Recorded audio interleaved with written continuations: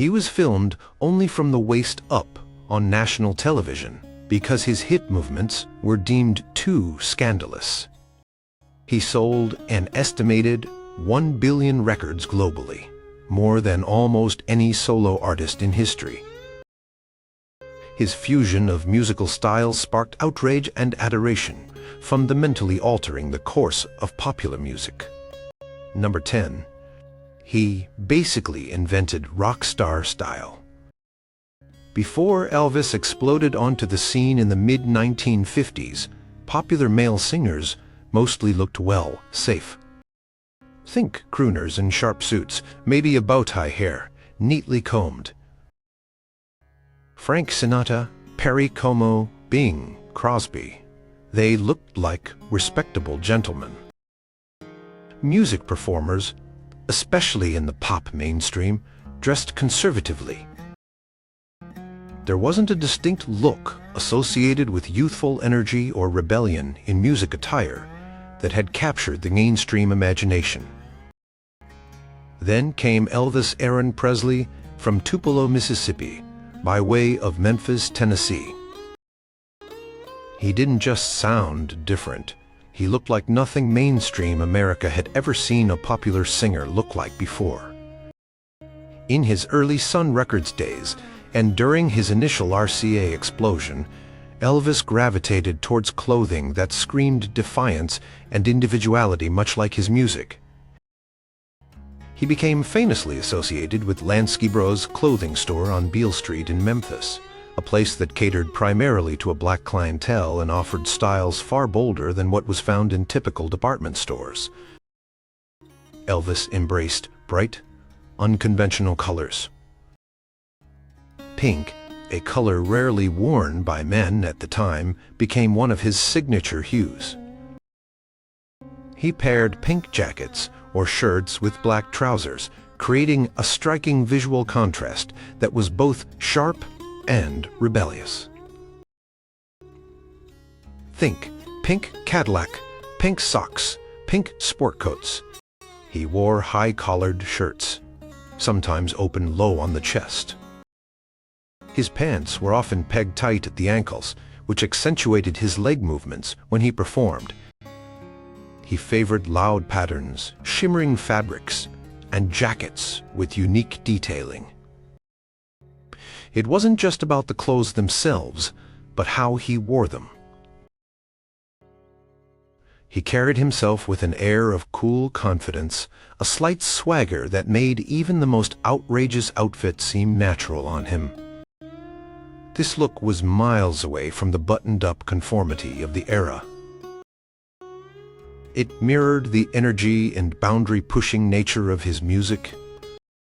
Young fans immediately latched onto it. Boys started trying to emulate his style, growing their hair longer, slicking it back, seeking out similar bold clothing. This wasn't just fashion. It was a statement. It signaled an alignment with a new kind of youth culture, one that was breaking away from the norms of the previous generation. Then there was the hair.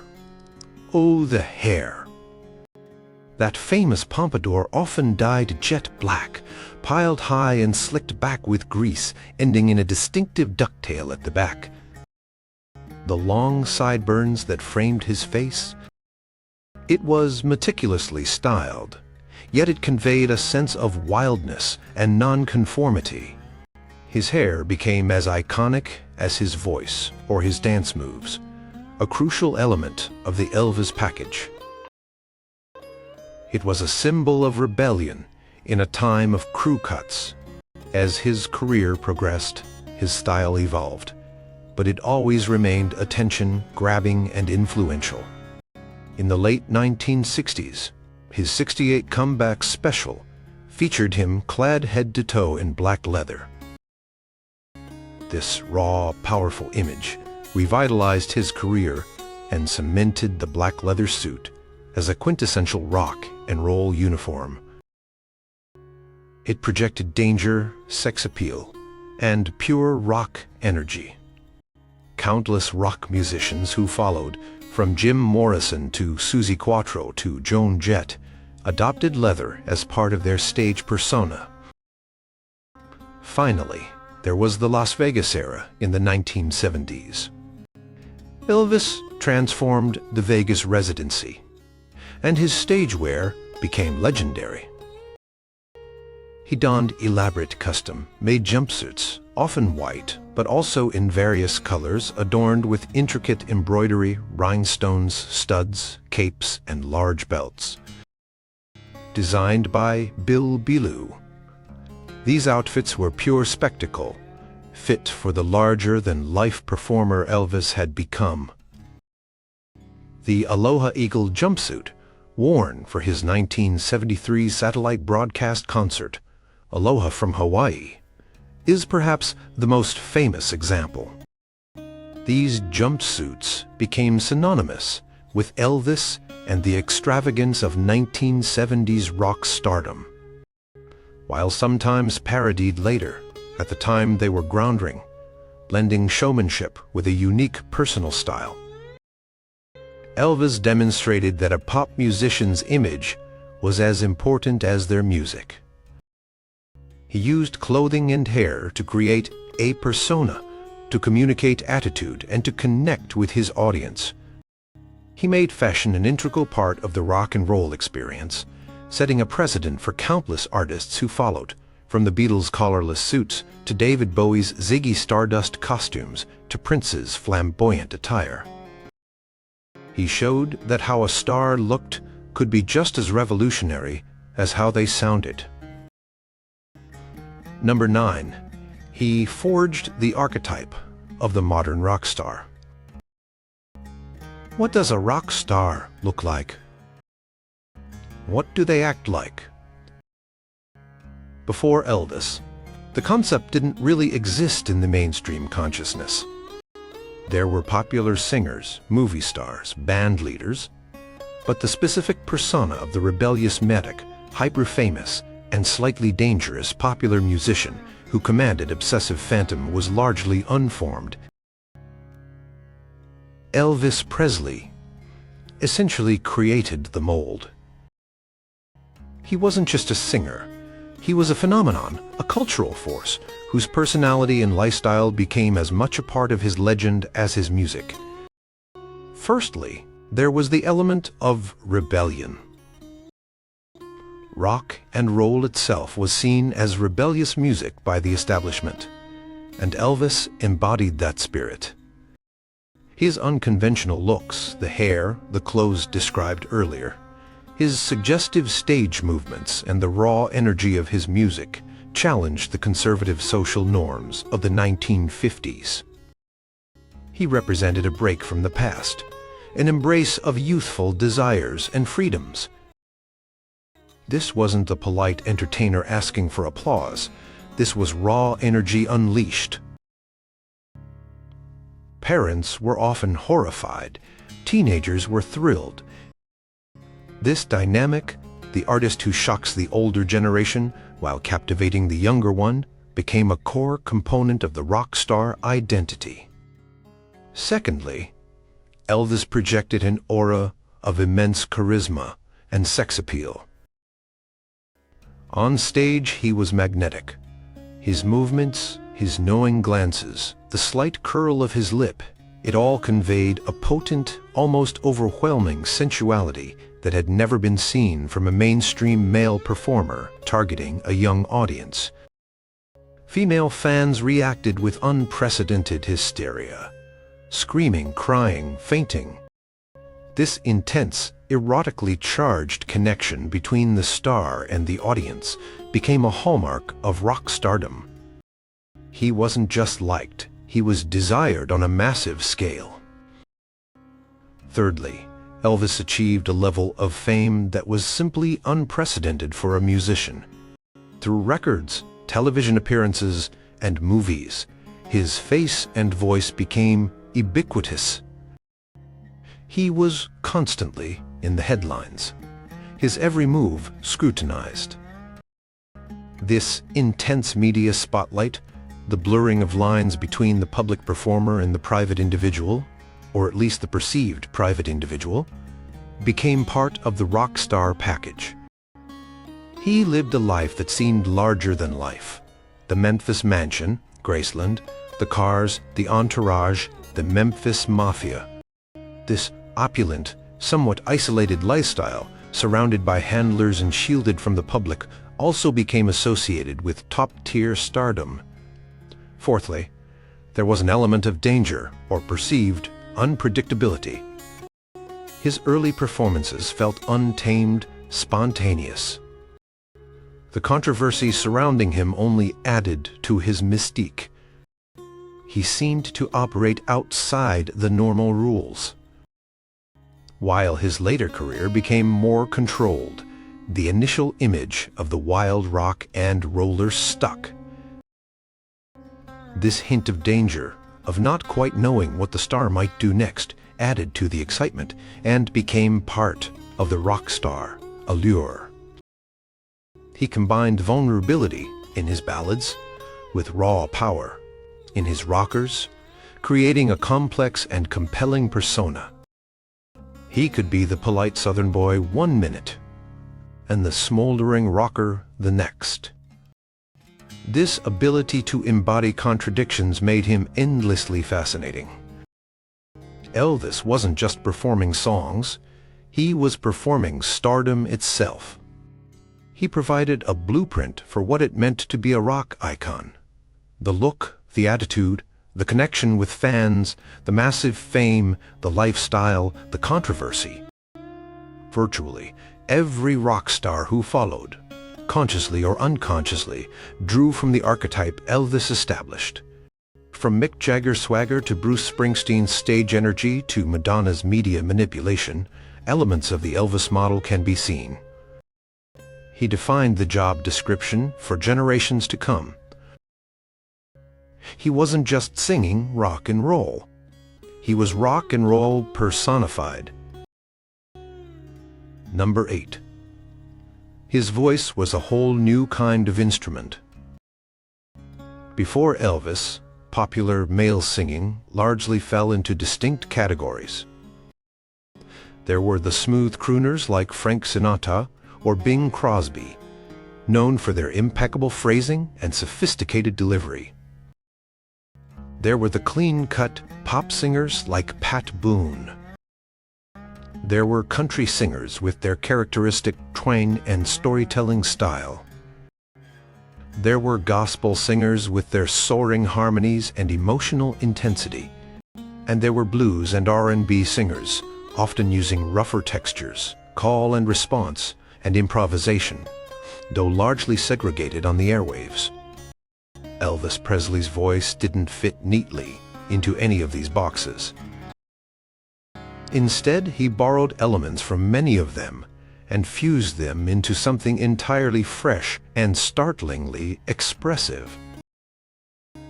His vocal range was impressive, spanning roughly 2 1/4 octaves, allowing him to comfortably sing low baritone notes and soar up into high tenor territory. But it wasn't just the range. It was the quality and versatility of his voice that set him apart. He could deliver a rockabilly rave-up like hound dog or jailhouse rock, with raw, almost frantic energy, using shouts, growls, and sharp, percussive phrasing. The sound felt urgent, exciting, and physically charged. He wasn't just singing the notes, he was attacking them. Then he could shift passe into a tender, heartbreaking ballad like Love Me Tender or Can't Help Falling in Love.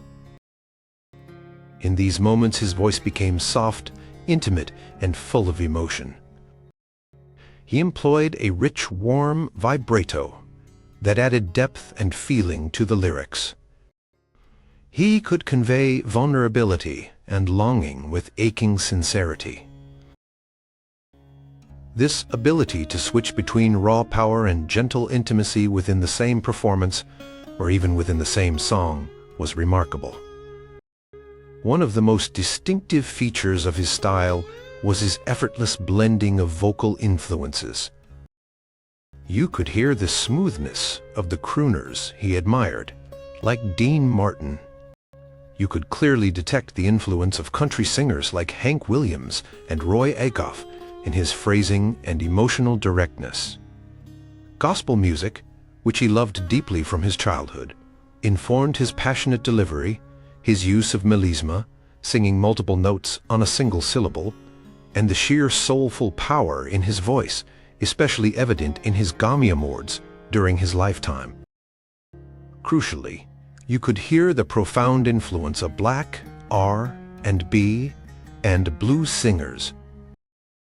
He incorporated the rhythmic phrasing, the blue notes, the expressive slurs, and sometimes the gritty textures he heard in the music of artists like Arthur Big Boy Crudup, Roy Brown, and B.B. King. He famously used vocal hiccups, stutters, and slides, techniques often found in blues and R&B, adding a unique rhythmic and emotional punctuation to his singing. This wasn't mimicry, it was absorption and synthesis. He took these diverse elements and made them his own, creating a vocal style that was instantly recognizable and incredibly flexible. It allowed him to tackle rock and roll, country pop, ballads, gospel, and blues with authenticity. His diction was generally clear, but he wasn't afraid to bend words or slur phrases for emotional effect, adding to the conversational and immediate feel of his singing. He sang with an uninhibited, emotional honesty that connected directly with listeners. Whether it was joy, sadness, longing, or exuberance, you felt it in his voice. This emotional transparency was a key part of his appeal.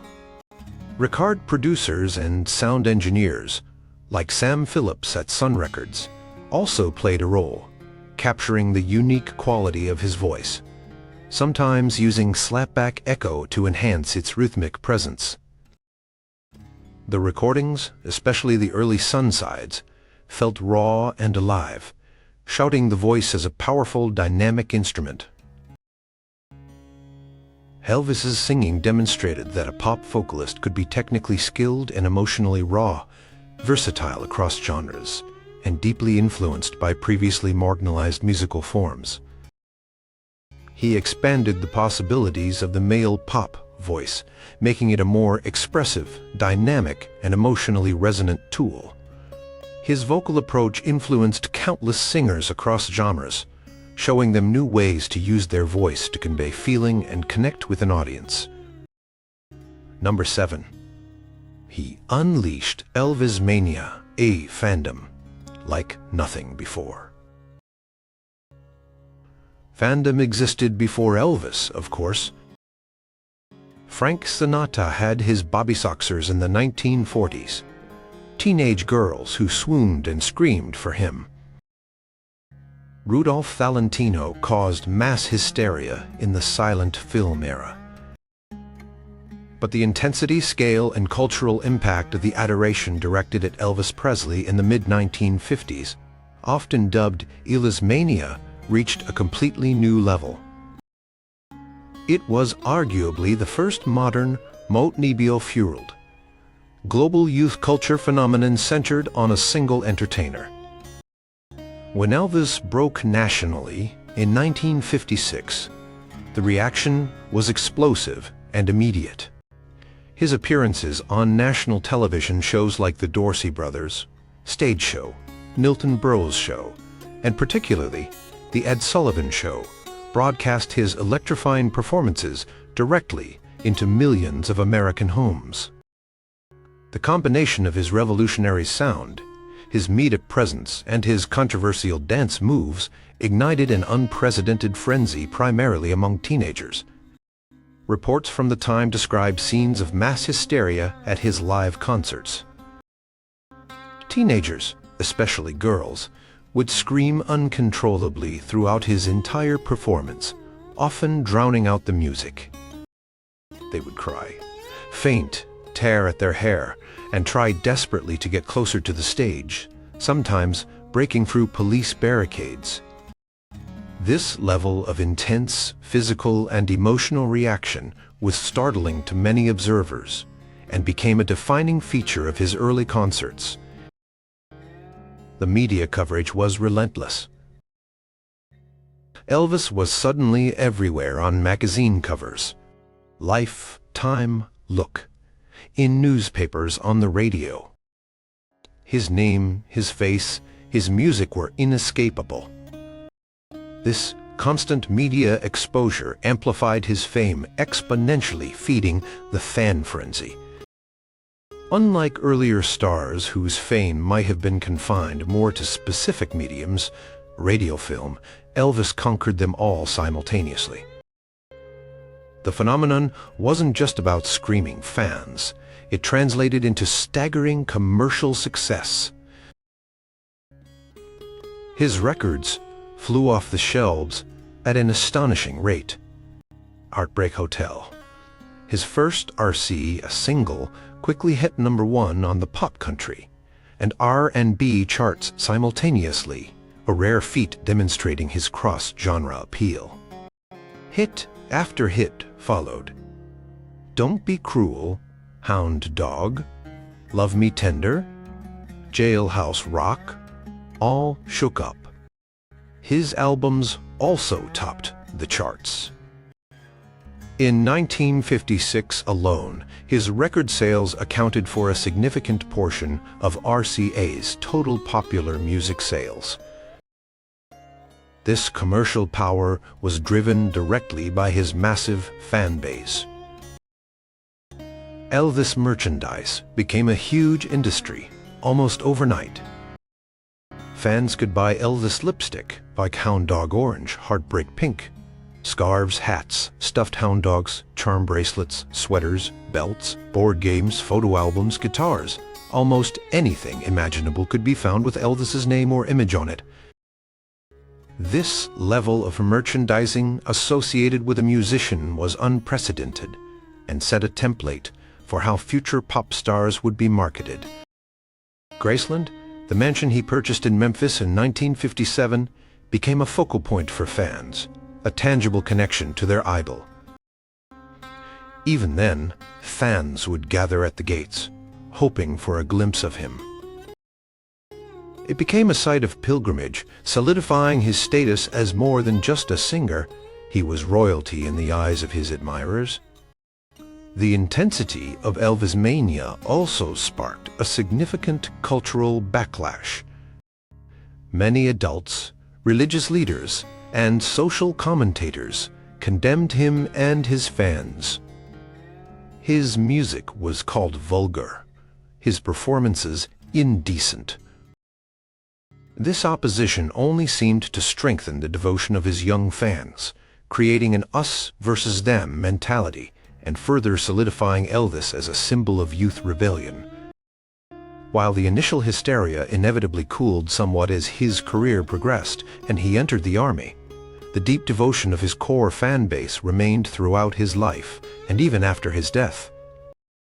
Elvis mania demonstrated the incredible power of youth culture, the impact of mass media in creating superstars, and the potential for a popular musician to inspire levels of devotion previously reserved for religious figures.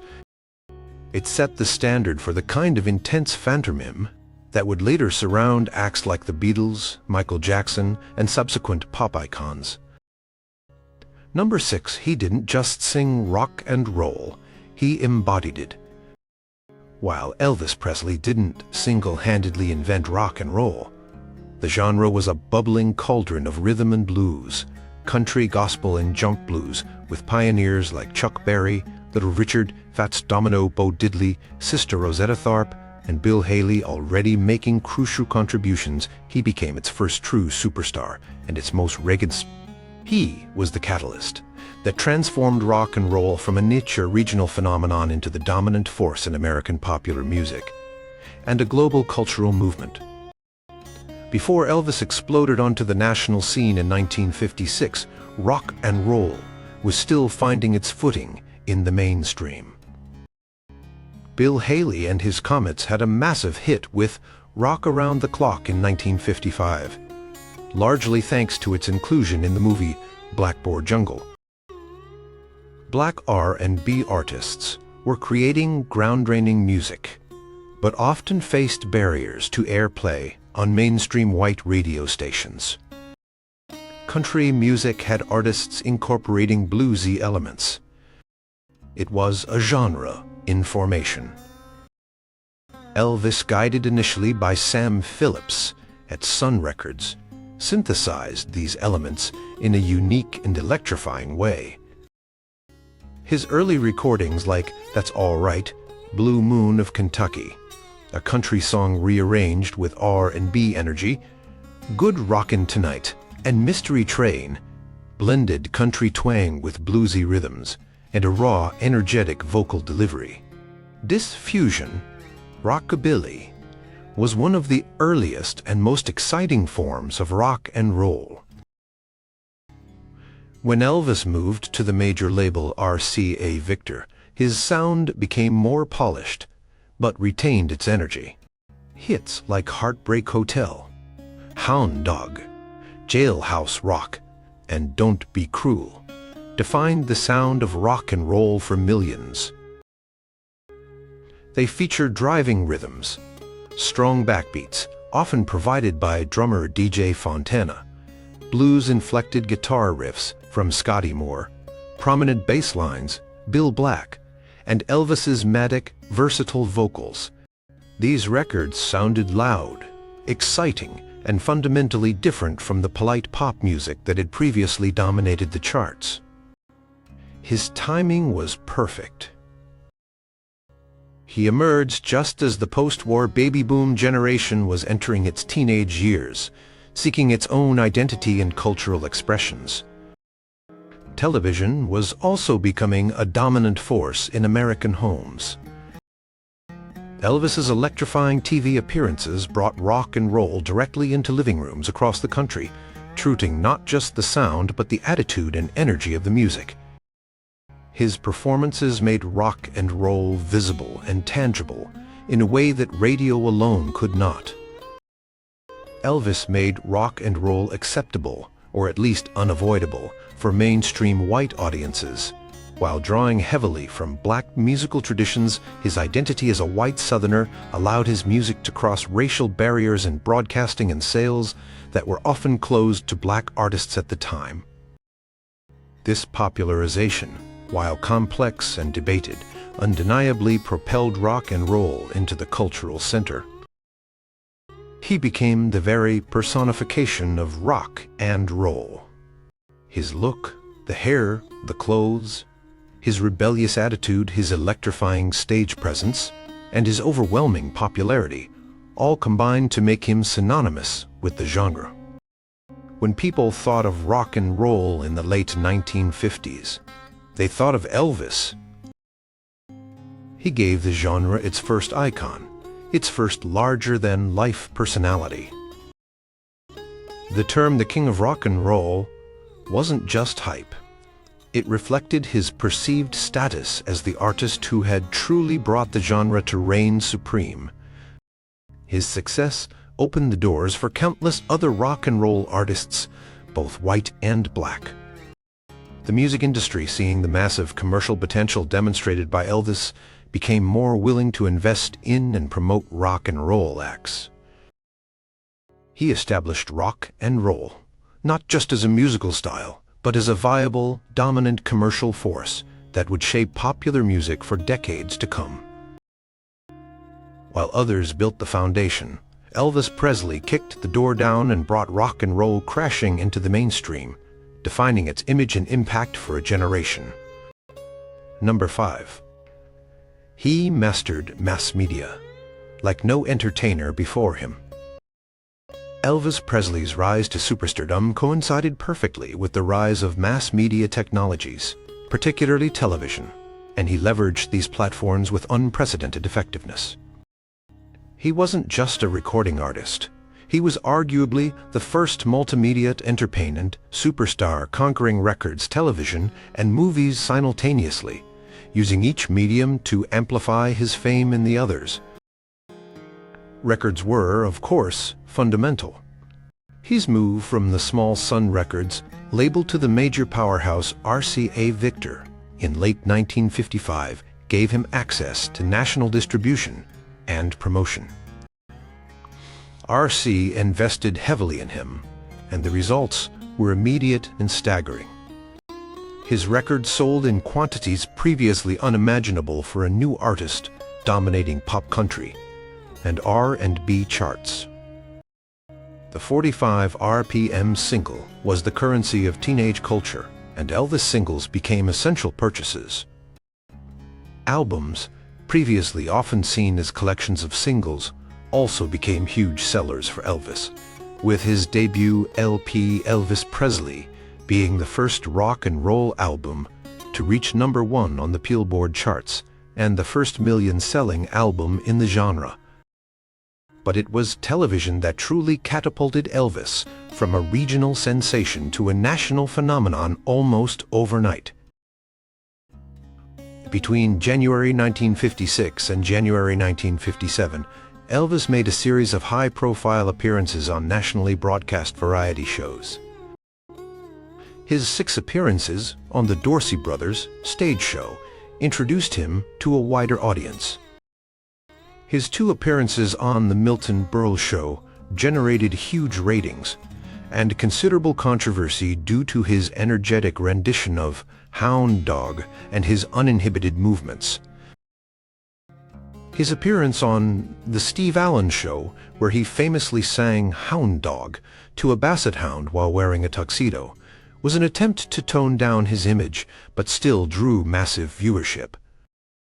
The pinnacle came with his 3 appearances on The Ed Sullivan Show, the most influential variety show on American television. Sullivan had initially declared Elvis unfit for a family audience, but booked him after seeing the ratings his rivals got. Elvis's first Sullivan appearance on September 9, 1956, was watched by an estimated 60 million viewers, representing over 80% of the possible television audience, a staggering figure. For his 3rd and final Sullivan appearance, in January 1957, the cameras famously filmed him only from the waist up. Fearing his hip gyrations were too suggestive for viewers. This act of censorship only added to his rebellious mystique and generated even more publicity.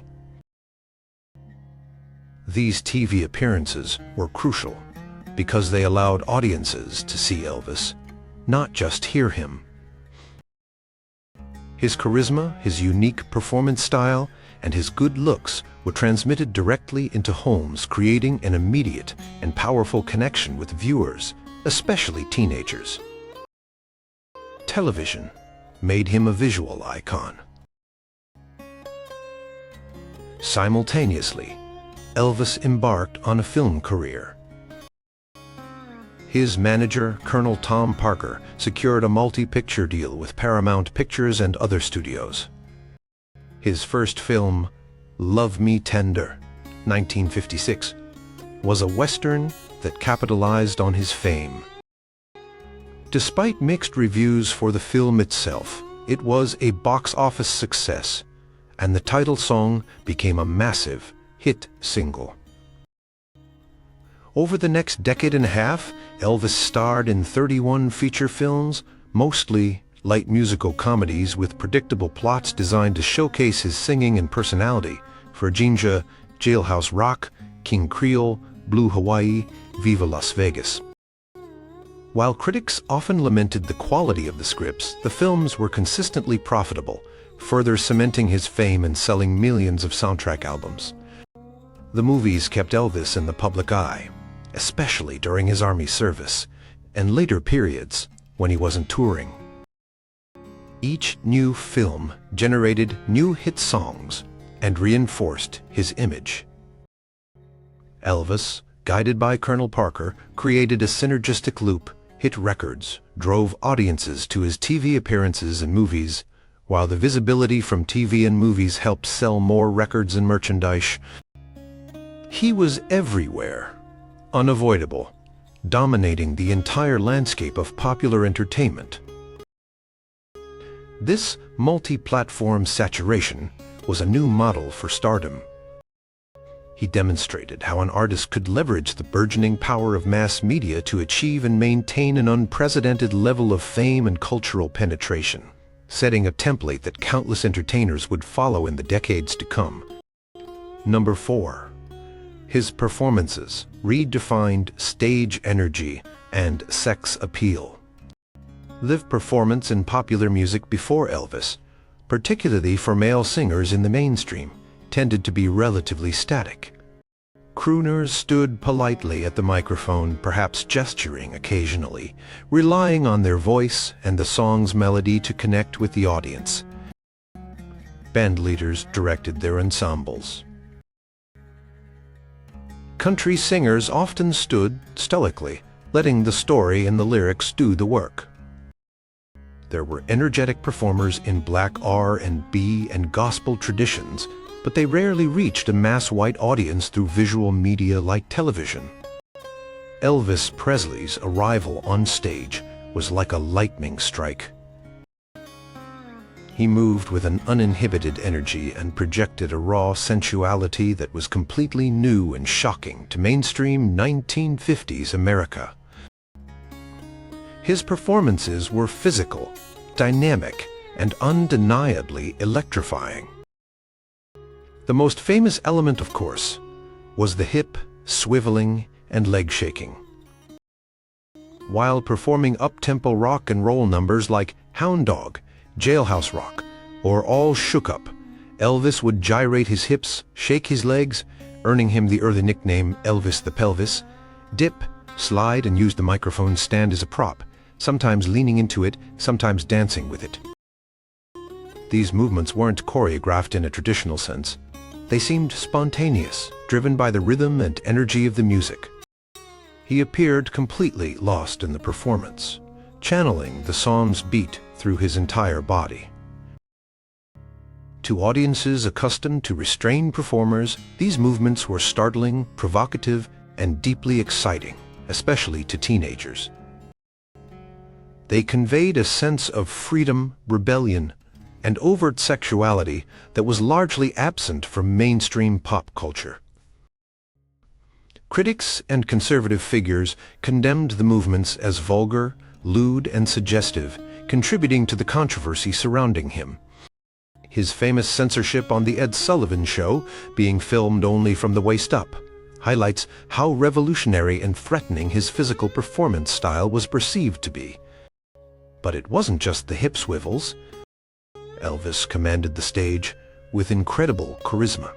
He engaged directly with the audience, using facial expressions, a sly grin, a curled lip, a smoldering gaze, to enhance the emotional impact of the song. He moved across the stage with confidence, sometimes dropping to his knees during intense moments. Even during ballads where his movements were less frantic, he conveyed deep emotion through his posture, his intense focus, and the expressive quality of his singing. His energy level was relentless. Early concert descriptions often mention the sheer power and volume of his performances, amplified by his band. Scotty Moore on guitar, Bill Black on bass, DJ Fontana on drums. The sound was loud, the beat was driving, and Elvis was the supercharged engine at the center of it all. He fed off the audience's energy, and they in turn responded with increasing hysteria.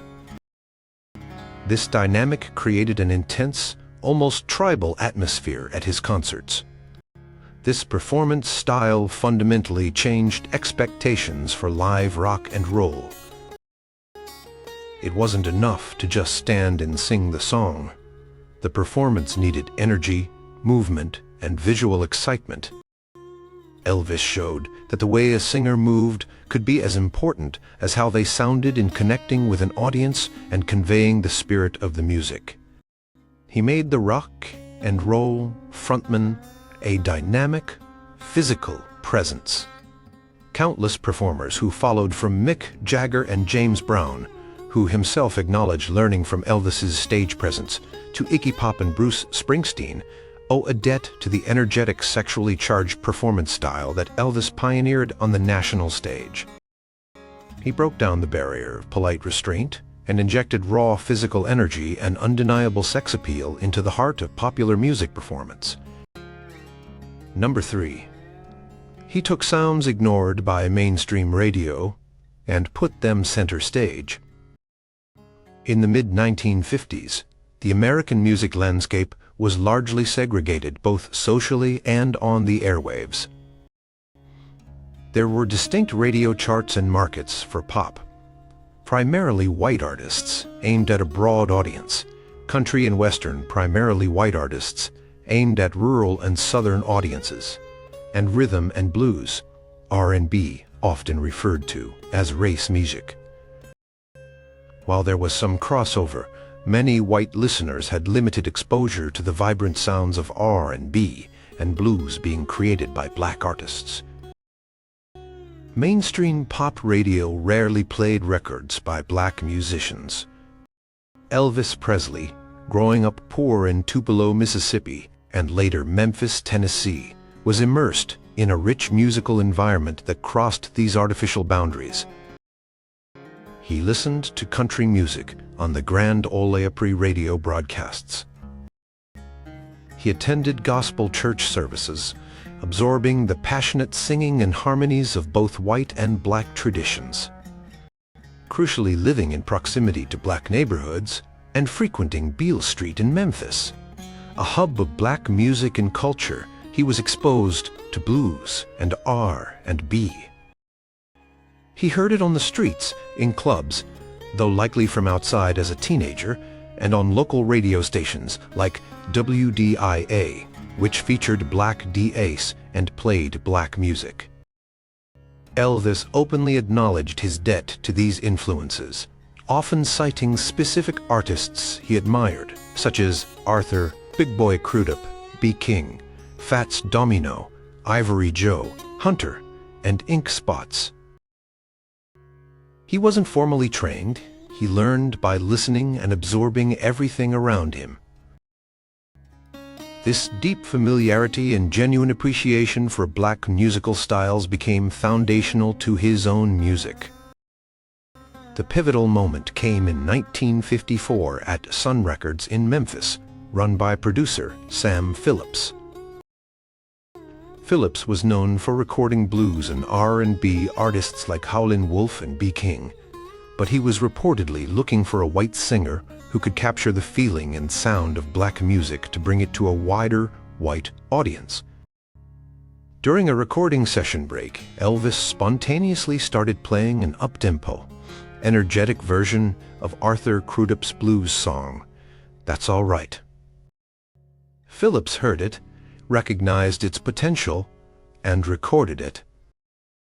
The resulting single, with a blues song on one side and a radically rearranged version of Bill Monroe's bluegrass standard, "Blue Moon of Kentucky," on the other, perfectly encapsulated Elvis's fusion of styles. When Memphis DJ Dewey Phillips, no relation to Sam, played "That's All Right" on his popular radio show, the station was flooded with calls. Listeners were captivated, and many couldn't tell if the singer was black or white. This ambiguity highlighted the groundbreaking nature of the sound. Elvis's subsequent Sun recordings continued this blend, covering songs by black artists like Roy Brown, "Good Rockin' Tonight," and Little Junior Parker, "Mystery Train," alongside country-inflected material. When Elvis moved to RCA and achieved national stardom, he continued to record and perform songs originating from black artists. His massive hit, "Hound Dog," 1956, was first recorded by blues singer Big Mama Thornton in 1952. "Don't Be Cruel," another huge hit, was written by black knocker Otis Blackwell, who also co-wrote "All Shook Up" and returned to Sengder. "Mystery Train," "My Baby Left Me," "One Night of Sing" were all based on R&B originals. By performing these songs with his unique style and immense popularity, Elvis introduced the sounds, rhythms, structures, and emotional intensity of blues and R&B to millions of young white listeners who might otherwise have never heard them. His records were played on mainstream pop radio stations that had previously ignored or marginalized black music. This exposure played a significant role in breaking down the rigid segregation of the music charts and paving the way for future black artists like Chuck Berry, Little Richard, and Fats Domino to achieve crossover success on the pop charts as well. Elvis acted as a conduit, channeling sounds from the margins directly into the heart of the mainstream. While the complex issues surrounding cultural appropriation and credit are debated, the factual impact remains. Elvis Presley's music, deeply rooted in black traditions, brought those sounds to a massive new audience, irrevocably changing the sonic landscape of popular music and helping to fuel the rock and roll revolution. Number 2. He fused country, blues, and gospel into a whole new sound. Perhaps Elvis Presley's most profound musical contribution was his innate ability to synthesize diverse American musical traditions into something new, exciting, and distinctly his own. He didn't just play country or blues or gospel or pop, he blended their core elements, creating the bedrock sound of rockabilly and early rock and roll, a hybrid that resonated across previous genre divides. His musical upbringing provided the raw ingredients. Country music gave him storytelling, vocal twang, and certain chord progressions. From gospel came passionate vocal delivery, call and response patterns between his lead vocal and backing harmonies, often provided later by the Jordanaires, and a sense of spiritual fervor that infused even his secular recordings. From blues and R&B, he absorbed rhythmic structures, the 12-bar blues progression, blue notes, flattened notes that give blues its characteristic sound, syncopation, expressive vocal techniques, shouts, growls, slurs, and a raw emotional intensity. This fusion wasn't an intellectual exercise. It seemed to be an organic expression of his musical DNA. At Sun Records, this synthesis was raw and electrifying. Take That's All Right, Arthur Crudup's blues song transformed with a lighter, faster, almost country-inflected rhythm, missing the drums but driven by Bill Black's slapping upright bass and Scotty Moore's R&B tinged guitar fills. Conversely, Blue Moon of Kentucky, a slow bluegrass waltz by Bill Monroe, was supercharged into an up-tempo rocker with a bluesy swagger and Elvis's hiccuping vocals. These early Sun recordings defined the rockabilly sound, essentially a fusion of hillbilly country music and black R&B played with youthful energy and abandon. It was midist, often just guitar, bass, and voice, sometimes with light drumming, later, raw and rhythmically infectious, featuring techniques like slapback echo that gave it a distinctive atmospheric quality. When Elvis moved to RCA, the production became more polished and the range of material broadened, but the core fusion remained. He could deliver a pure country ballad like I Forgot to Remember to Forget, which hit pound 1 on the country charts while he was still at Sun. He recorded straight R&B, covers like Roy Brown's Good Rockin' Tonight. He sang pop ballads penned by Tin Pan Alley writers, like Love Me Tender. He recorded powerful gospel hymns like Peace in the Valley. But his biggest hits often lived in that hybrid space. Heartbreak Hotel, his first RCA smash, had a stark bluesy structure and minor key feel, yet achieved massive pop and country success. Hound Dog was R&B, but his version had a harder rock edge. Jailhouse rock combined R&B elements with a pop structure and rock and roll energy. All shook up, had a driving beat and playful R&B inflected vocals. Even his later work continued to draw from these wells.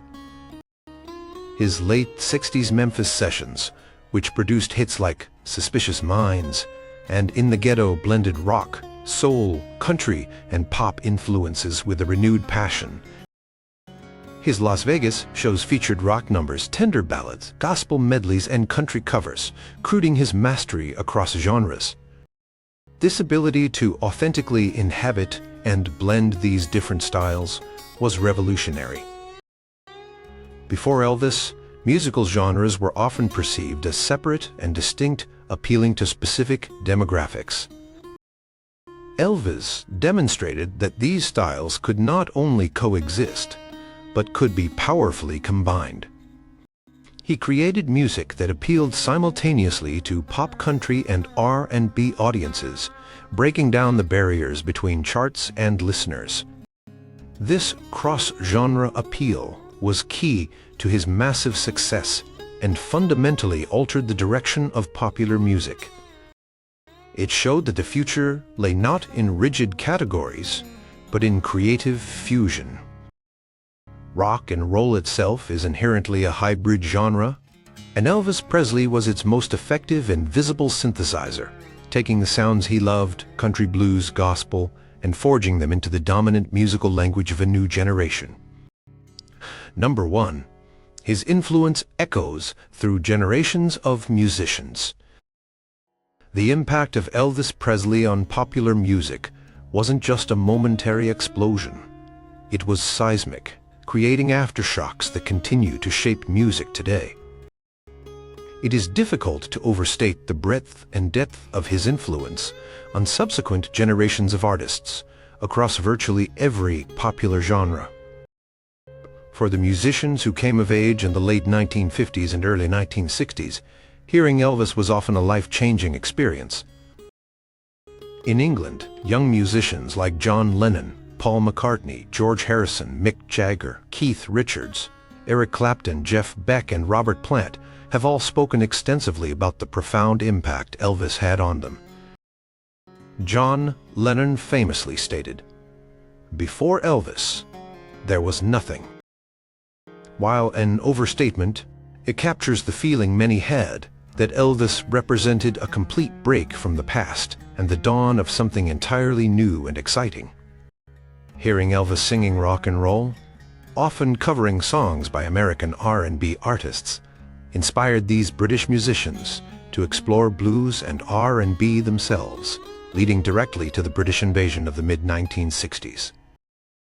The Beatles, the Rolling Stones, the Animals, the Who, their music, while distinct, bore the imprint of the rock and roll energy and cross-genre fusion that Elvis had popularized.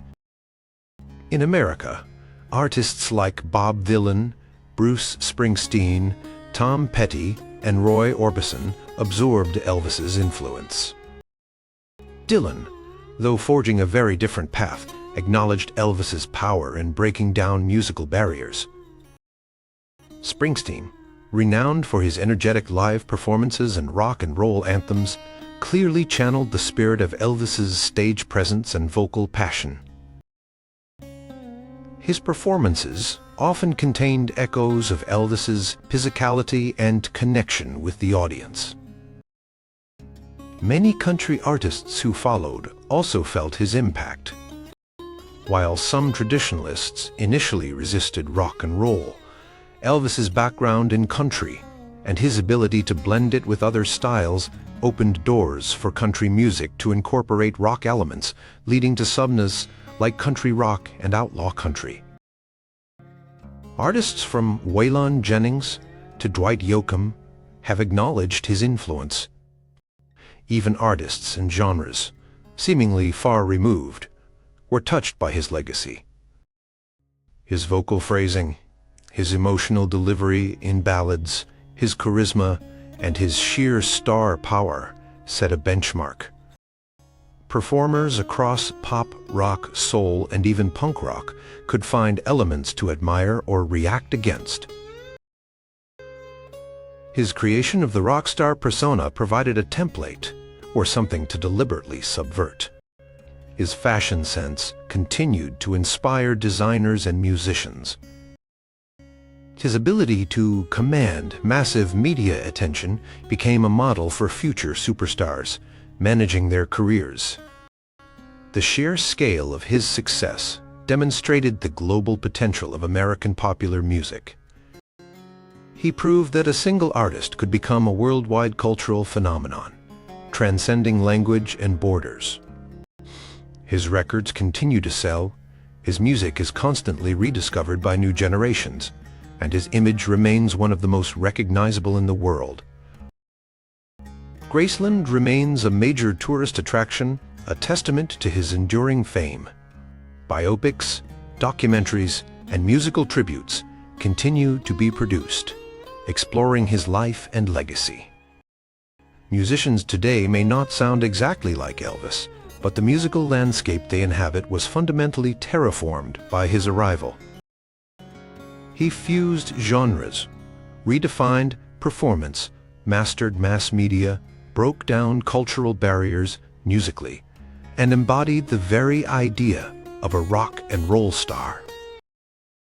Nearly every aspect of modern popular music, from the way artists perform on stage to the way music is marketed to the very sound of rock-based genres, bears some trace of the revolution sparked by the young man from Tupelo, who sang with the fire of gospel, the soul of blues, and the heart of country.